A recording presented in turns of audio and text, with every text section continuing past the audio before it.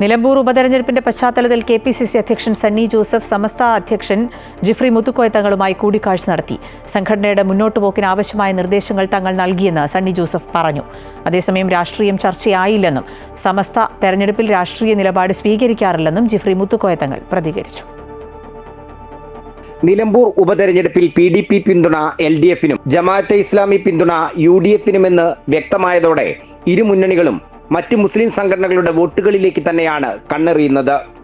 School സമയമാറ്റം മതപഠനത്തിന് തടസ്സമാകുമെന്ന് കാണിച്ച് ജിഫ്രി മുത്തുക്കോയ തങ്ങൾ മുഖ്യമന്ത്രിയെ കണ്ടതിന് പിന്നാലെയാണ് KPCC അധ്യക്ഷൻ സണ്ണി ജോസഫ് സമസ്ത അധ്യക്ഷനെ കാണാനെത്തിയത്. സ്കൂൾ സമയമാറ്റത്തിൽ സമസ്തയുടെ നിർദ്ദേശം പരിഗണിക്കണമെന്ന് സണ്ണി ജോസഫ് കൂടിക്കാഴ്ചയ്ക്ക് ശേഷം പറഞ്ഞു. ഗവൺമെന്റ് വേണ്ടത്ര ആലോചനയില്ലാതെയാണ് ആ കാര്യത്തിൽ എല്ലാ വിഭാഗം ആളുകളുമായിട്ട് ഗവൺമെന്റ് സംസാരിക്കേണ്ടതാണ്.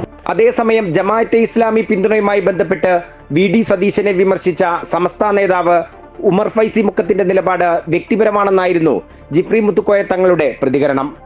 ജമാഅത്തെ ഇസ്ലാമിയെ കുറിച്ചുള്ള നിലപാട് സമസ്ത നേരത്തെ പറഞ്ഞു കഴിഞ്ഞതാണെന്ന് പറഞ്ഞ തങ്ങൾ ആ നിലപാട് ആവർത്തിക്കാതിരിക്കാനുള്ള ശ്രദ്ധയും കാണിച്ചു. അല്ല, അതിപ്പോ ഞാനതിനെ പറ്റിയൊന്നും പറഞ്ഞില്ല. അത് അവരെ ഓരോരുത്തരും അവരവർക്ക് ജയിക്കാനുള്ള നിലക്കുള്ള ആളുകളൊക്കെ എല്ലാവരും കൂട്ടുമല്ലോ. അത് അവരോടാണ് ചോദിക്കേണ്ടത്, എന്നോടൊപ്പം ചോദിക്കുന്നത്.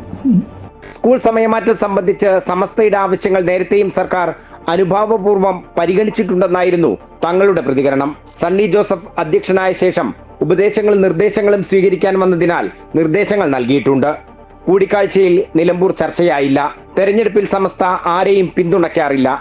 അംഗങ്ങൾ വ്യക്തിപരമായി വോട്ട് രേഖപ്പെടുത്തുമെന്ന് പറഞ്ഞ സമസ്ത അധ്യക്ഷൻ നിലമ്പൂരിൽ 2 ശക്തമായ മുന്നണികൾ തമ്മിലുള്ള മത്സരമാണ് നടക്കുന്നതെന്നും കൂട്ടിച്ചേർത്തു.